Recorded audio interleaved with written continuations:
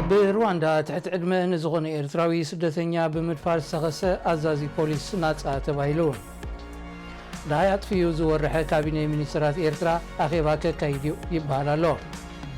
ኤርትራ ኣብ ቀርኒ ኣፍሪቃ ዝወሓደ ብዝሒ ብኮሮና ቫይረስ ዝተለኽፉ ሰባት መዝጊባ ኣብ ኣዲስ ኣበባ ለበዳ ኮሮና ቫይረስ ንምግታእ ብዝውሰድ ዘሎ ሻውላት ናይ ምፍራስ ስጉምቲ ልዕሊ 1,000 ሰባት ብዘይ መፅለሊ ተሪፎም። ሰላም ክቡራት ተኸታተልቲ ኤረና እዚ ኣብ ኤርትራን ከባቢያን ኣብ ሰሙን እዚ ንዝተረኣዩ ፍጻሜታት ዝደስስ ሰሙናዊ መደብ እዩ። ኣብ ናይ ሎሚ ትሕሶና ብተወሳኺ ኣብ ጀርመን ዝርከብ ስደተኛታት ዝነብሩሉ ማዓስከር ልዕሊ 270 ብኮሮና ቫይረስ ተለኺፎም ብሕቡራት ኢማራት ዓረብ ዝድገፉ ሚሊሻ ኣብ ደቡብ የመን ርእሰ ምሕዳር ኣውጆም ኣብ ሱዳን ኣብ ልዕሊ ኣሜሪካዊ ዲፕሎማሰኛ ፈተነ ቅስለት ከም ዝተኻየደ ተሓቢሩ ዝብሉ ዜናታት ክንደስስ ኢና። ከም ወትሩ ክሳብ ፍጻሜ ምሳና ክትፀንሑ ዝዕድመኩም ቢንያም ስምዖን ሰናይ ምክትታል።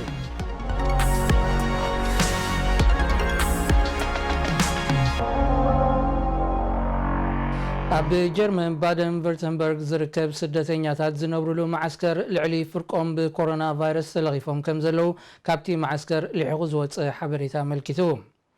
ስሞም ክገልጹ ዘይደለዩ ውልቀ ሰባት ካብቲ ማዓስከር ንኢዩ ኦብዘርቨር ኣብ ዝሃብዎ ቃል ካብቶም ከባቢ 600 ዝኾኑ ስደተኛታት ልዕሊ ፍርቆም በቲ ቫይረስ ተለኺፎም ክነሶም መንግስቲ ጀርመን ካብቲ ማዓስከር ከም ዘይንቀሳቐሱ ገይሩ ብፖሊስ ከም ዝሕለዉ ምግባሩ ከሲሶም። ኣብቲ ሓያሎ ኤርትራውያን ዝርከብዎ ማዓስከር ቅድሚ ሒደት መዓልታት 7 ሕሙማት እዮም ነይሮም። እንተኾነ ምስ ኩነታት መነባብሮት ማዓስከር እቲ ለበዳ ብቐሊሉ ክስፍሕፋሕ ብምኻሉ ኣብዚ እዋን እዚ ልዕሊ 300 ተለኺፎም ከም ዘለው ተሓቢሩ። እቶም ተለኺፎም ዘለው ግቡእ ክንክን ናብ ዝረኽቡሉ ቦታ ክውሰዱ እቶም ዘይሓመሙ ከዓ ድሕነቶም ዝረጋገፀሉ ኩነታት ክጣጣሓሎም ብተጣበቕቲ መሰላት ብተረጋጋሚ ክሕተት ፀኒሑ እዩ። እንተኾነ ሰበስልጣንቲ ዞባ ኣብቲ ማዓስከር ዝርከቡ ኩሎም ዳግማይ ምርመራ ክሳብ ዝግበረሎም ካብቲ ዘለዎ ማዓስከር ክንቀሳቐሱ ከም ዘይፍቀደሎም እዮም ዝሕብሩ ዘለው።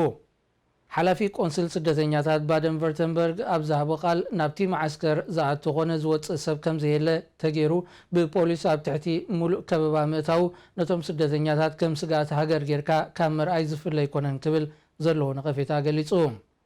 ነሱ ብተወሳኺ እቶም ስደተኛታት ካብቲ ማዓስከር ክወፁ ቅድሚ 3 ሳምንታት ጥርዓን እኳ እንተቕረበ ካብ መንግስቲ ፀማም እዝኒ ከም ዝተዋህቦ እዩ ዝሕበር። ኣብቲ ማዓስከር ዝነበረ ናፃ ናይ ኢንተርኔት ኣገልግሎት ብምቁራፁ እቶም ስደተኛታት ዝኾነ ሓበሬታ ካብ ምርካብ ተሓሪሞም ከም ዘሎ ዝገለጸ ተጣባቂቶም ስደተኛታት ኣብ ጀርመን ዝርከብ ካልእ ማዓስከራት እውን ተመሳሳሊ ፍጻሜታት ይረአ ከም ዘሎ ቃሊዑ። ኣብ ወርሒ መጋቢት ንጉድለት ፅሬት ኣብቲ ማዓስከር ኣመልኪቶም ልዕሊ 100 ስደተኛታት ናይ መግቢ ምሕሳም ኣድማ ምክያዶም ይዝከር። ኤርትራ ዕለታዊ ብትህቦ ዘላ ፀብፃብ መሰረት ብኮሮና ቫይረስ ዝተለኽፉ 39 ሰባት ክትምዝግብ እንከላ ኣብ ሆስፒታል ተዓቂቦም ዝፀንሑ 13 ሰባት ድማ ሓዊዮም ናብ ገዝኦም ከም ዝተፋነው ጠቂሳ። በዚ ድማ ኣብ ቀርኒ ኣፍሪቃ እታ ዝወሓደ ብዝሒ ብኮሮና ቫይረስ ዝተለኽፉ ሰባት ዝመዝገበት ሃገር ኮይናላ።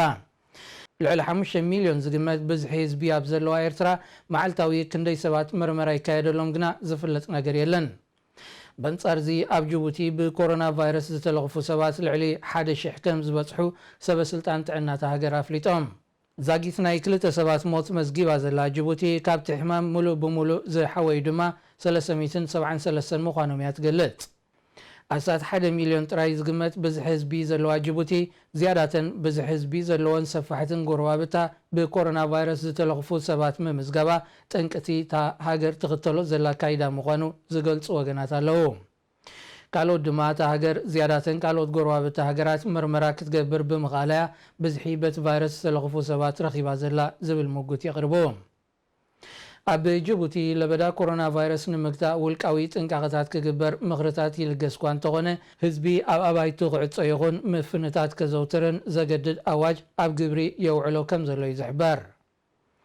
ጎረቤት ጅቡቲ ዝኾነት ኢትዮጵያ ካብቲ ሃገር ዝምለሱ ዘለዉ ዜጋታት ለበዳ ኮሮና ቫይረስ ከየላብዑ ስጋታ ብወግዒ ገሊጸላ።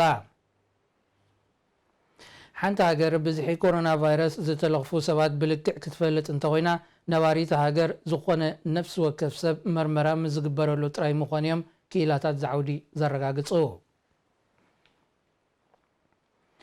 ህዝብታት ዓለምና ብለበዳ ኮሮና ቫይረስ ኣብ ሻቅሎት ተሸሚሙሉ ዘሎ እዋን መንግስታት ዜጋታቶም ንመረጋጋእን ኣብ እዋን ለበዳን ድሕረ ለበዳ ዝህሉ ማሕበረ ቁጠባዊ ፖሊሲታትን ኣብ ምዝታይን ንህዝቢ ኣብ ምግላፅን እዮም ከም ዝርከቡ ብተደጋጋሚ ዝግለጽ ዘሎ።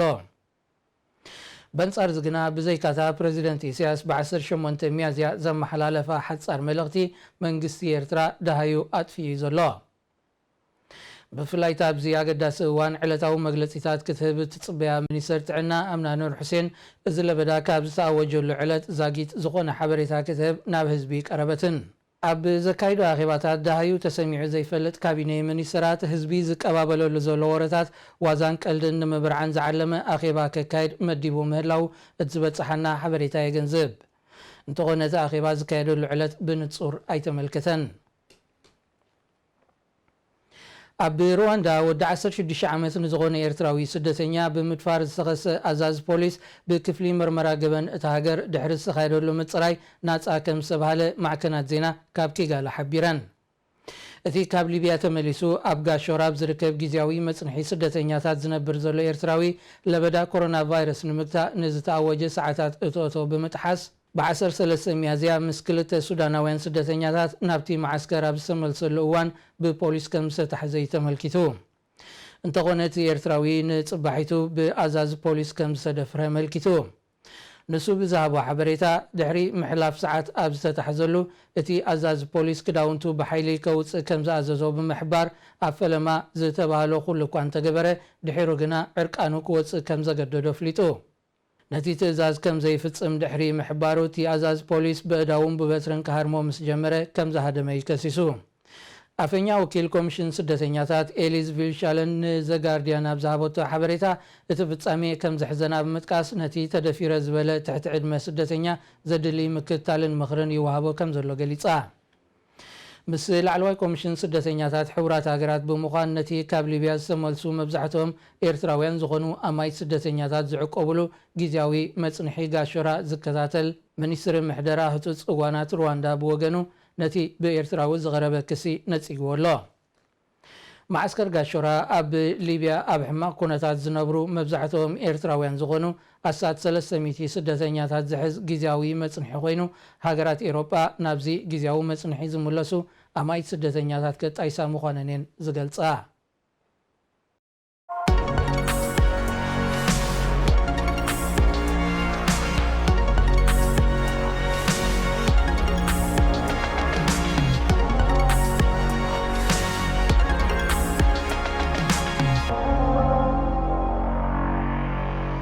ኣብዚ ሰሙን እዚ ኣብ ኤርትራን ከባቢያን ዝተራዩ ዓበይቲ ፍጻሜታት ምስ ዝድህስስ መደብ ኢኹም ዘለኹም ክቡራት ተኸታተልቲ። ሕቡራት መንግስታት ኣሜሪካ ንምስንፋስ ዝሕግዝ መሳርሒታት ሕክምና ማለት ቨንቲሌተርስ ናብ ኢትዮጵያ ክትልእኽ ምዃና ተገሊጹ። ፕሬዚደንት ትራምፕ ብመገዲ ትዊተር ኣብ ዘመሓላለፎ መልእኽቲ ኢትዮጵያ ተሓቶ ዘላ መሳርሒ ሕክምና ብብዝሒ ኣፍሪና ስለ ዘለና ክንልእከላ ኢና ክብል ገሊጹ። ኣብዚ ናይ ኮሮና ቫይረስ ለበዳ እዋን ብሰንኪ ዋሕዲ ናይ መተንፈሲ መሳርሒታት ሓያሎ ዜጋታታ ዝሰኣነት ኣሜሪካ ኣብዚ እዋን እዚ እኹል ተረፍ ከም ዘፍረየት እዩ ፕሬዚደንት ትራምፕ ዝገልጽ ዘሎ። ኣብ ተመሳሳሊ ዜና ካብ ቻይና ናብ 12 ሃገራት ኣፍሪቃ ዝተላእከ ሕክምናዊ መሳርሒታት ካብ ማዕርፎ ነፈርቲ ኣዲስ ኣበባ ክከፋፈል ጀሚሩ ከም ዘሎ ካብቲ ሃገር ዝተፈነወ ዜና ኣመልኪቱ። እቲ 4 ቶን ዝተገመተ ሕክምናዊ መሳርሒታት ኣብ ካርጎ ዝፀዓነሉ ዝነበረ እዋን ዝተረኽበ ኣምባሳደር ቻይና ኣብ ኢትዮጵያ ኣብ ዝሃቦ ቃል ለበዳ ኮሮና ቫይረስ መጥቃዕቲ ኣብ ልዕሊ ዘርኢ ወዲ ሰብ ስለ ዝኾነ ብሓባር ጥራይና ክንምክቶ ንኽእል ኢሉ። ንሱ ብተወሳኺ ኢትዮጵያ ናብዘን 12 ሃገራት ኣፍሪቃ ዝተለገሰ ሓገዝ ከም ማእከል መዋፈሪት ክትከውን ምፍቃዳ ብስም ሃገሩ መስጊኑ። ነዚ ቻይና ኣብ ሃገራት ኣፍሪቃ ኣሕዲራቶ ዘላ ፅልዋ ከም ዓብዪ ናይ ንግዲ ዕዳጋ ምጭራት እትሪኦ ዘላ ህንዲ እውን ኣብ ዝመፅእ መዓልታት ንገለ ሃገራት ኣፍሪቃ ሓገዝ ክትልእኽ ምዃና ብመገዲ ሚኒስትሪ ጉዳያት ወፃኢ ኣቢላ ኣፍሊጣላ። ኣብ ሱዳን ከተማ ካርቱም ኣብ ልዕሊ ሓደ ኣሜሪካዊ ዲፕሎማሰኛ ፈተነ ቅስለት ከም ዝተኻየደ ወግዓዊ ኣገልግሎት ዜና ቱርኪ ኣናዱሉ ሓቢሩ። እቲ ፈተነ ቅስለት ብ23 ሚያዝያ ከም ተኻየደ ዝሓበረ እቲ ኣገልግሎት ዜና ስምን ሙሉእ ማዕረግን ናይቲ ፈተነ ቅስለት ዝተኻየደሉ ኣሜሪካዊ ዲፕሎማሰኛ ኣየነፀረን። መንነቱ ዘይተገልጸ ዕጡቕ ኣብ ካርቱም ብመኪና ኣብ ልዕሊ ዝጓዓዝ ዝነበረ ኣሜሪካዊ ዲፕሎማሰኛ ሃንደበታዊ ተኹሲ እኳ እንተኸፈተ እቲ ኣሜሪካዊ ንስክላ ከም ዝደሓነ ተገሊጹ። ኤምባሲ ኣሜሪካ ካብ ካርቱም ይኹን መንግስቲ ሱዳን ብዛዕባ እዚ ተኻይዱ ዝተባሃለ ፈተነ ቅትለት ዝኾነ ሓበሬታ ኣይሃቡን። ኣብ ሶማል ከተማ ሞቃዲሾ ለበዳ ኮሮና ቫይረስ ንምግታእ ንዝተኣወጀ ሰዓታት እቶቶ ዝጠሓሱ ክልተ ሰባት ካብ ፖሊስ ብዝተተኮሰሎም ጥይት ተቐቲሎም። እቲ ነቲ ቅትለት ብ15 ሚያዝያ ዝፈጸመ ኣባል ፖሊስ ኣብ ትሕቲ ቀይዲ ኣትዩ ከም ዘሎ ማዕከናት ዜናታ ሃገር ሓቢረን። ፈደራላዊ መንግስቲ ሶማል ነቲ ካብ ዕለት ናብ ዕለት እናዛየደ ዝመጽእ ዘሎ ብዝሒ መልከፍቲ ኮሮና ቫይረስ ንምግታእ ኣብ ከተማ ሞቃዲሾ ካብ ሰዓታት ናይ ምሸት ክሳብ ወጋሕታ ዝጸንሕ ሰዓት እቶቶ ኣውጁ ይርከብ። ሶማል ብኮሮና ቫይረስ ዝተለኽፉ ኣሳት 397 መዝጊባ ኣላ። ምስቲ ሕማም ብዝተሓሓዝ ድማ 2 ሰባት ሞይቶም። ሓያሎ ሃገራት ተመሳሳሊ ኣዋጃት ኣብ ግብሪ ድሕሪ ምውዓለን መነባብሮ ዝጸገሞም ህዝቢ ክትዕስዎ ስለ ዝተረኣዩ ሓይልታት ፖሊስን ጸጥታን ክሳብ መቕተልቲ ዝበጽሕ ስጉምታት ክወስዱ ይረኣዩ ምህላዎም ተጣበቕቲ ሰብኣዊ መሰላት በብወገኖም የመልክቱ። ብሕቡራት ኢማራት ዓረብ ዝድገፉ ሚሊሻ ካብ የመን ዝተነጸለት ርእሰ ምሕዳር ደቡብ የመን ኣውጆም። የመን ሰራዊታት ዝሰሓበት ሕቡራት ኢማራት ዓረብ እቲ ምውሎም ሚሊሻታት ብምስልጣን ንየመን ኣብ ክልተ ብምግምማዕ ናብ ኩናት ሓድሕድ ክትጸምዳ ትሰርዕ ምህላዋ ትውቀስ። ካብ 1962 ኣትሒዛ ኣብ ደቡብን ሰሜንን ተገማሚዓ ዝነበረት የመን ኣብ 1990 ጾር የመን ናብ ዝባን ስዑድ ዓረብን ሕቡራት ኢማራትን ጥራይ ስለ ዝወደቐ እቲ ኩናት ብፖለቲካን ዲፕሎማስን ንምፍትሑ ጻዕርታት ይካየድ ኣሎ። ከቢድ ክሳራታት ካብ ዘስዓበ ኩናት ቀስ በቐስ ዝሰሓበት ሕቡራት ኢማራት ዓረብ ብገዚፍ ፋይናንሳዊ ሓገዝ ክትድግፎምን ኣብ ኤርትራን የመንን ከተሰልጥኖምን ዝጸንሐት ኣብ ዓደን ዝመደበሮም መሰጋገሪ ባይቶ ዝተሰሚዩ ምልሻ ኣብ ደቡብ የመን ናይ ገዛ ርእሶም መንግስቲ ክምስርቱ ክደፍኣሉ እያ ጸኒሓ።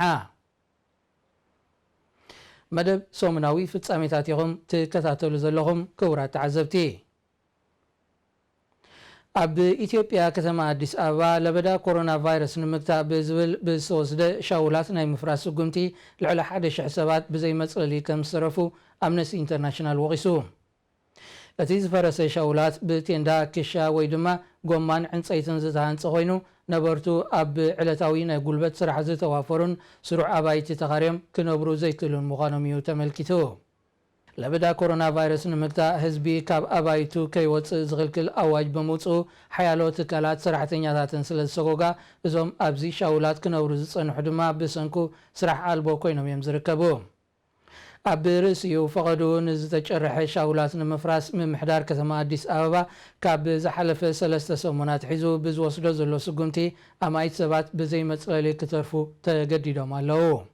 ቆልዑ ዝሓዛ ስድራ ቤታት ግዳያት ዚ ናይ ምምሕዳር አዲስ አበባ ስጉምቲ ኮይነን ምህላወን ኣምነስቲ ኢንተርናሽናል ንዝኣከቦ ጸብጻባት ብምጥቃስ ነቲ ስጉምቲ ኮኒኑ። ለበዳ ኮሮና ቫይረስ ንምግታእ ህዝቢ ኣብ ኣባይቲ ከጽልልን ውሑስ ኣገልግሎታት ማይን ካልእ መሰረታዊ ጠለባትን ክእክብ ዝግባእ እኳ እንተኾነ ምምሕዳር አዲስ አበባ ዝወስዶ ዘሎ ስጉምቲ ግና በንጻሩ ምዃኑ እዩ ዝንቀፍ ዘሎ። ክቡራት ተኸታተልቲ ኤረና ንሎሚ ዝተዳለወ ናይዚ ሰሙን እዚ ፍጻሜታት ዝደስስ መደብና ኣብዚ ተዛዚሙሎ።